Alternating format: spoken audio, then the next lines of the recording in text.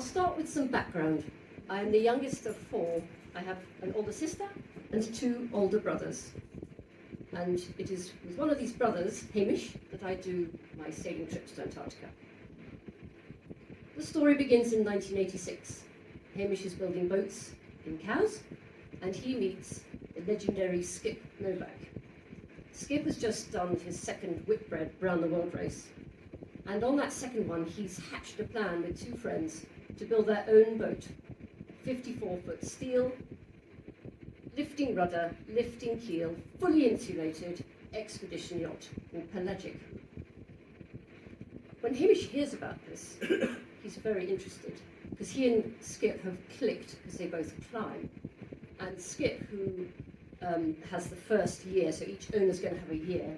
Skip's first year, he's going to go to Antarctica with some climbers and a film crew, and Hamish wants some of that. So he offers to Skip, I will spend a year helping you build the boat. In return, I want to be a crew on that first trip. Fast forward 1 year, and Pelagic sails out of Southampton water, across the Atlantic to Argentina. Chile picks up the crew and the climbers, and they go to Antarctica. Hamish stays on the boat for about 10 years, working his way up to become skipper. The photographs he returns with are breathtaking, and it's not long till little sister wants a piece of the action. So fast forward to about 1994, I'm in my mid-20s, and I have horribly itchy feet. I've done 1.5 years with the Ocean Youth Club, sailing around Britain as their bosun, but I want to go further afield. I chat to Skip, who by now is a family friend, and I tell him about my terribly itchy feet. And he said, well, Jojo, get yourself to Brazil mid-October, and you can come and help refit Pelagic and sail south. So my poor parents, once again, put Hamish, me, and my other brother, Alex, on the plane, and we fly to Sao Paulo, where the boat is in Santos. And we work for a month in 35 degrees, getting the boat ready, and then we sail south. So basically the boat is at the top of that chart, and we're sailing down to Punta Arenas, which is there, the southern tip of Chile, where we pick up, oh, there's a picture of Pelagic. You'll see she has no keel and no rudder. Those go in after she is launched. So we sail from the top of this chart to the bottom, and we are collecting some climbers because they want to go to the icy regions of Tierra del Fuego and do some climbing. We were absolutely thrilled, but one of the climbers ends up being Doug Scott, who was #1 climber in the UK at that time. So we head to the ice. Absolutely thrilling for me, who's grown up in Newtown River. Suddenly to find myself looking at glaciers. There's Hamish, and the climbers go on 2 climbing expeditions, and Hamish and Emma and Alex for one of them and I stay on the boat and look after the boat while the climbers are up the mountains. And obviously we're safety backup if there's a problem. So they have 2 good climbing trips, and in that time I just remember just staring at carving glaciers for 3 weeks. I couldn't believe my eyes. And you'll see in the front here this brash ice. Sometimes the front of the glacier just falls off and this displacement wave comes across the bay and Pelagic would rock. And this went on day and night. It was unbelievable. So we had a great time. The climbers got back on Christmas Eve, mission accomplished, they'd done their climbs. Christmas Day was in an estancia with some Chileans, and our lunch was a pile of spider crabs caught that morning. It was an extraordinary experience.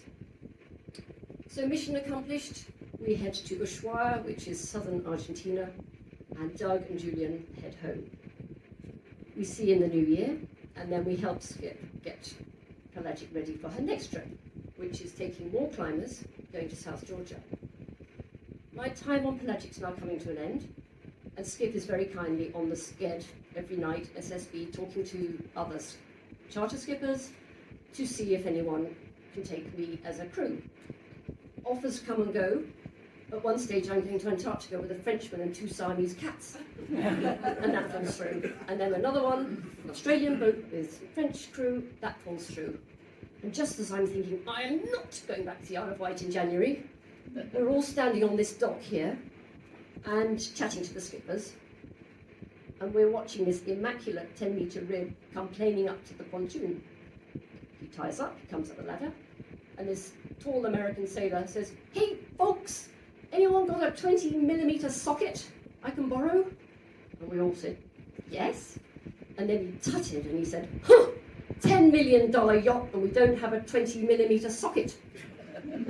Hamish and I look at each other and go, where's this $10 million yacht? Around the corner here, we've got the port captain's office, and sticking out from behind the port captain's office is the top of Jupiter's mast.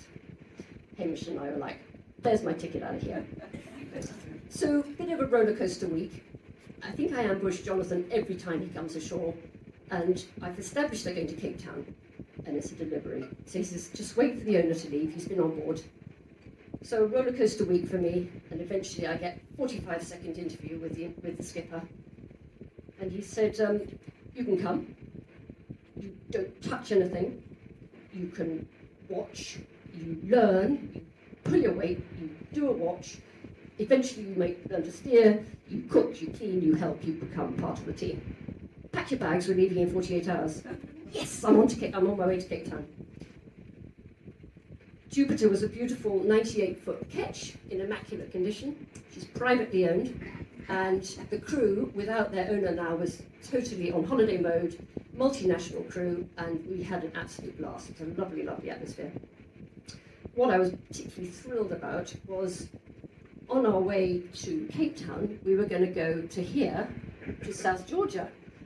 So 5 days to South Georgia, quite an uneventful sail, but you may remember that Pelagic was going to South Georgia.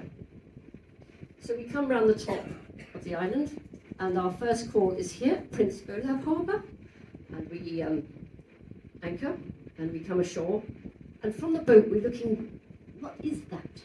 What are those buildings? And they are disused whaling stations that have been abandoned in the 1960s. The weather was amazing, and we could come ashore.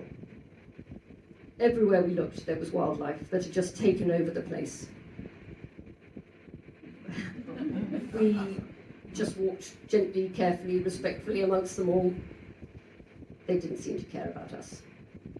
This is Leith Harbour, which is along the coast a bit, and it was just so eerie to be walking amongst this awful, awful sight. And to think that that bay would have been full of blood up to about 60 years before. Blue whales, southern right whales, humpback whales, and you can see these boilers, they're all full of blubber and oil. So that was really shocking to see.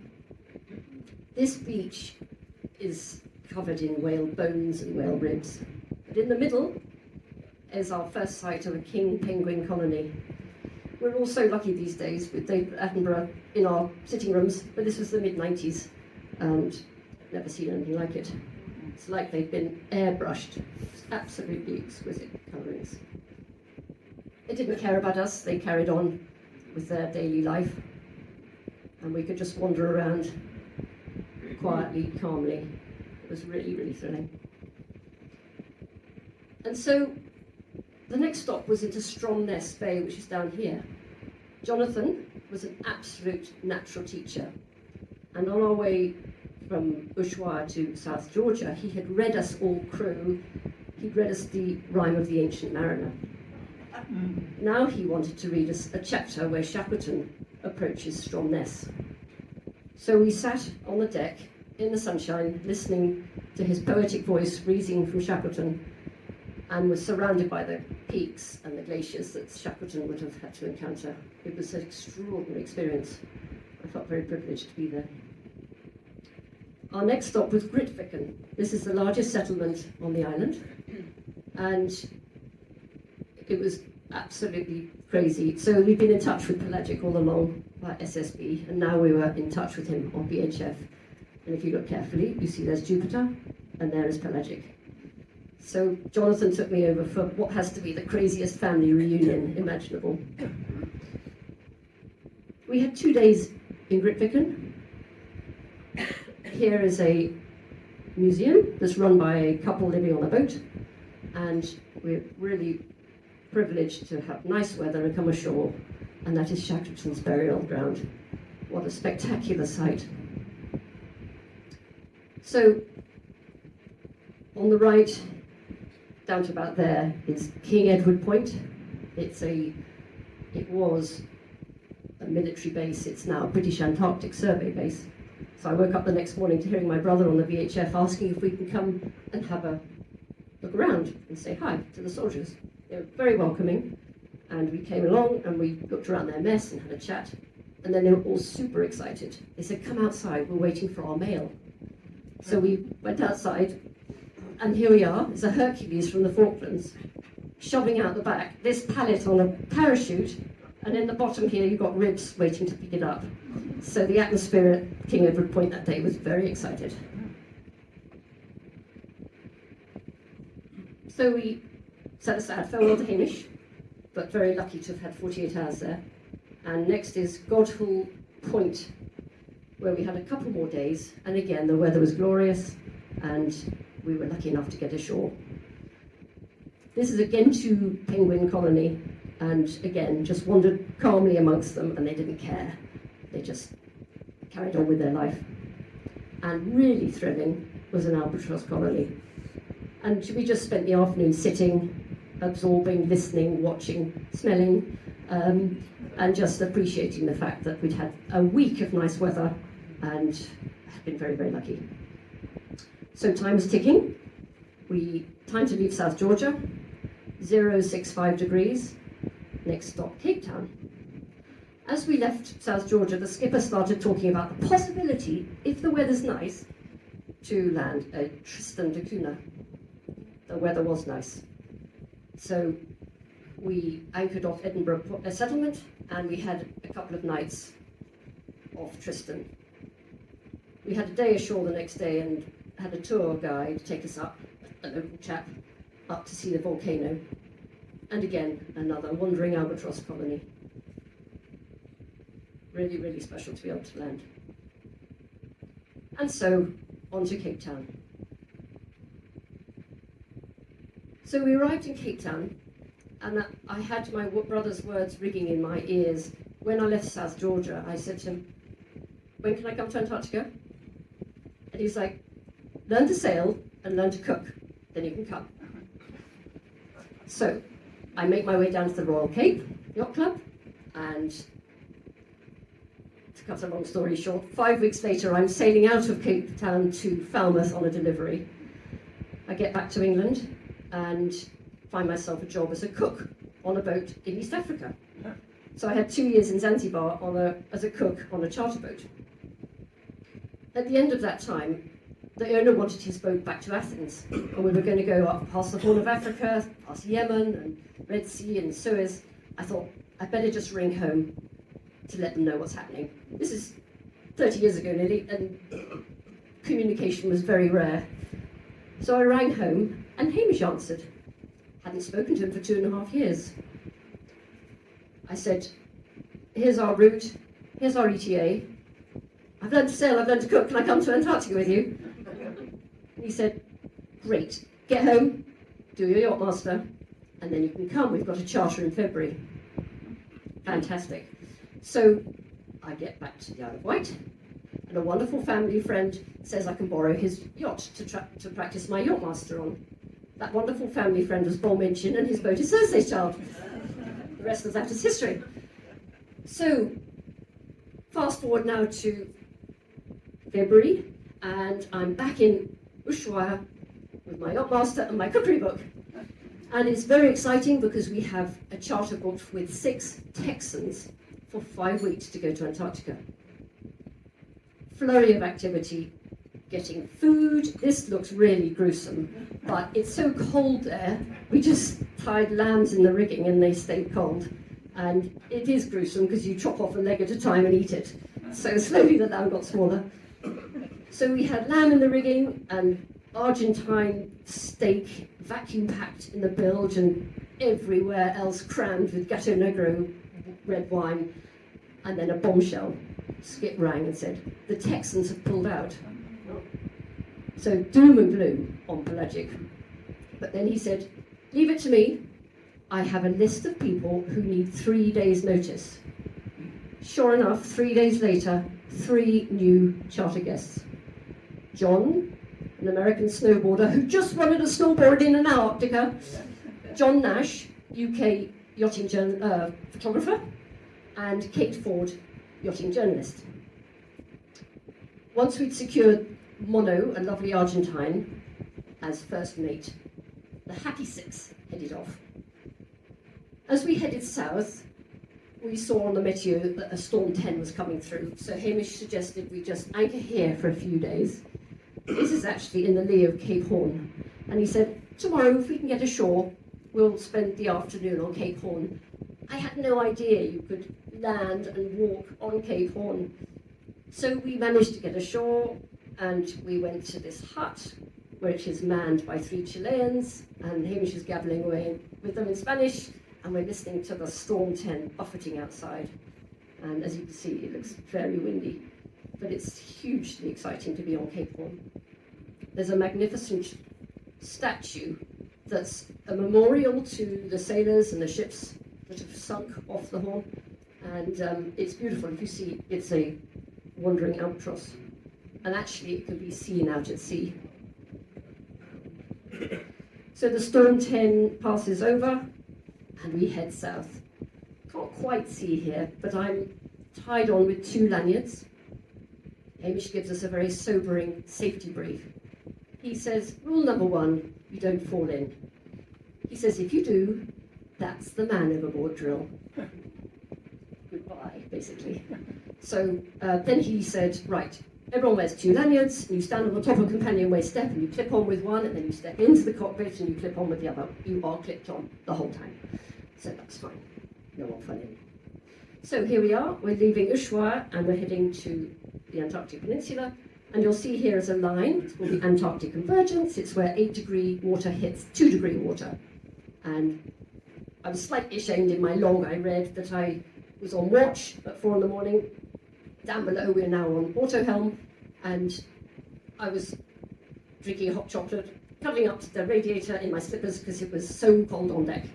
But we didn't need to be on deck so much, just needed to be watching the radar. We were on auto helm. Hamish always chuckles that charter guests get super excited about their first iceberg. But there is only one first. And he says, why do people always photograph their first iceberg? It's usually the least dramatic.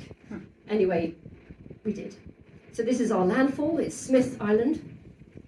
And we sail between that and Snow Island and this magnificent tabular iceberg. It's just so random to see this huge lump of ice just floating out to sea.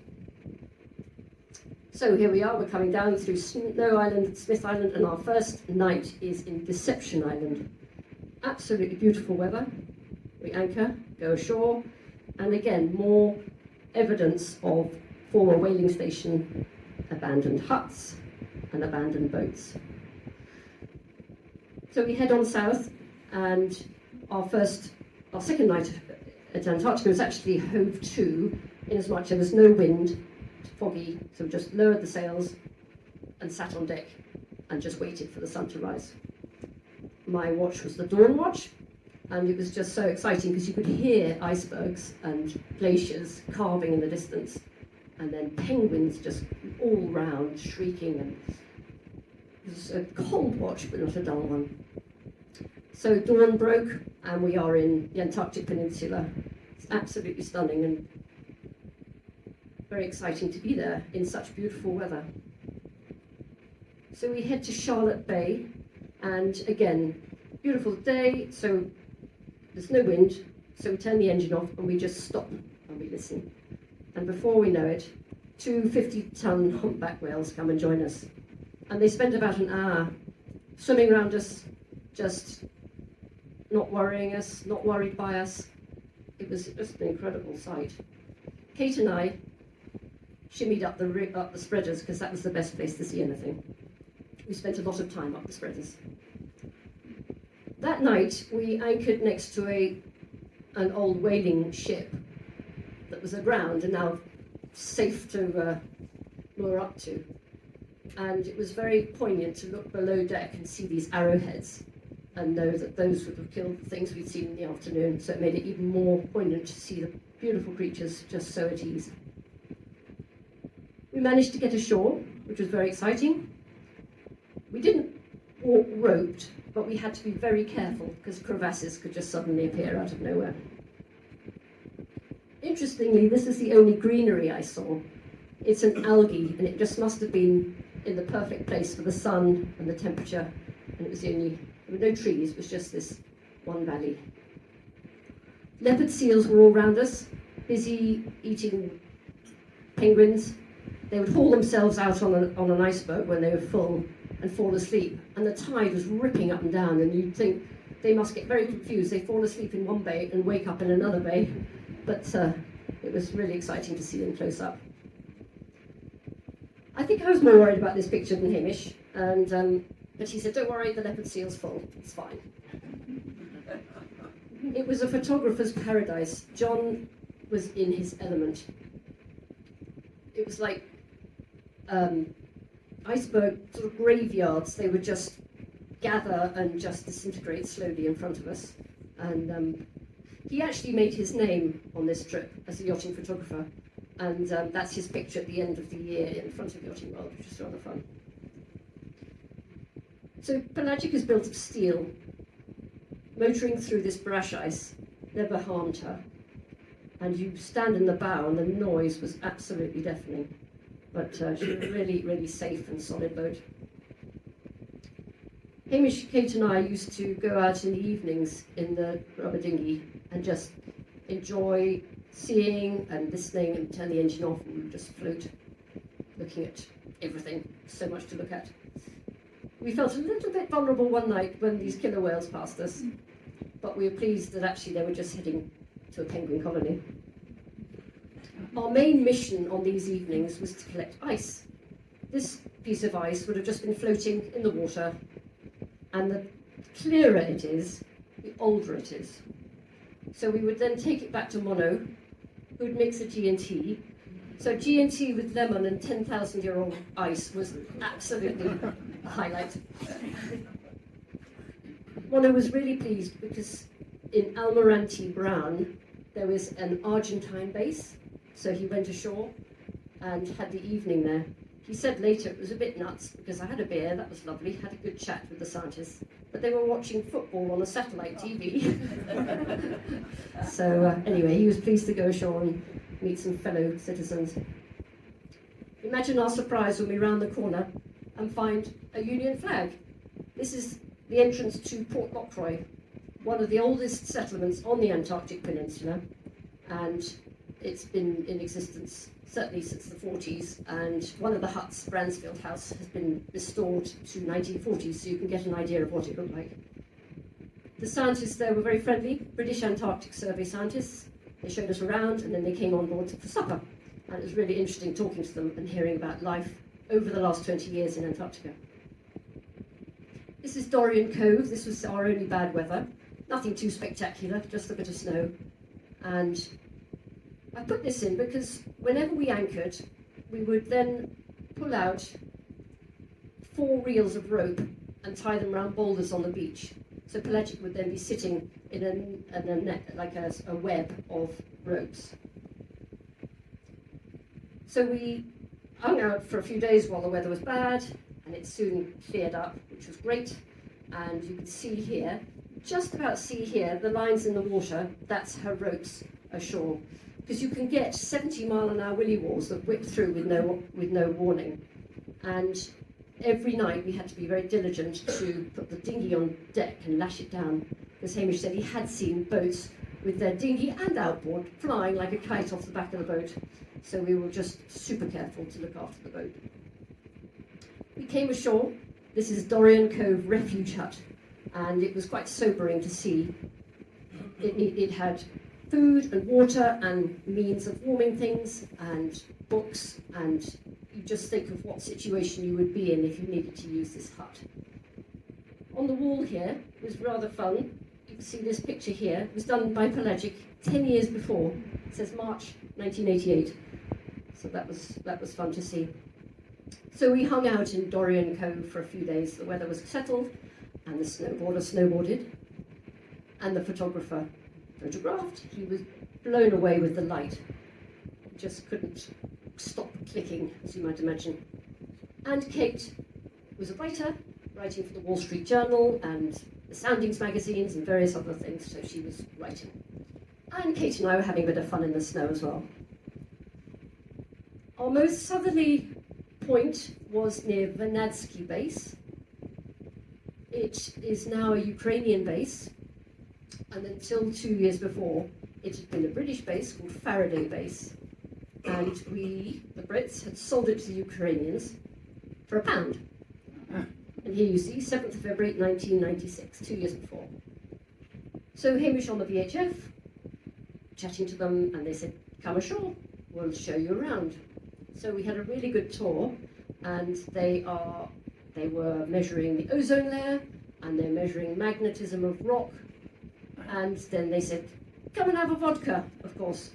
So we went to their bar, and this bar has quite a fun story. So a few years before, this wood had been sent out on a relief ship to build another jetty. And there were two personnel there who thought, we don't need another jetty. So they spent the winter designing and building a bar. They were sacked, but the bar still remains. So there we were, having a vodka, playing pool, listening to Dark Side of the Moon, and pinching ourselves that we were 65 degrees south in the Antarctica with icebergs outside the window. Our most southerly nights were near Waddington Bay. And the weather, again, we had 18 days in Antarctica and 15 were kind to us. So the light and the conditions were just perfect. We would walk up the hill and just sit and watch and listen, because the noise, you imagine the tide is going in and out, and the glaciers are carving, and so there's this displacement wave that comes, and so they're chinking and clunking, and there's just it's never still. Here's the team, the Happy Six. We all just got on so well and had a really lovely time. And so this was pretty much our last night. This is without a filter. Literally, the place was just turned gold. It's absolutely stunning. Couldn't get enough of it. And then Hamish was pointing out various peaks where previous pelagic expeditions had climbed, and also some coves where people have voluntarily stayed over winter. So I felt pretty unadventurous as we then headed north and back to the warmth. So we had a couple of attempts, bad weather, and then eventually we broke free and headed north across the Antarctic Convergence. The weather warmed up. I was very happy with this one. It trashed my camera, but I thought it was absolutely perfect to be absolutely pummeled by a good old gale, and there's Cape Horn peering out of the mist. It's perfect Cape Horn weather. And then back to Ushuaia, and very happy, mission accomplished.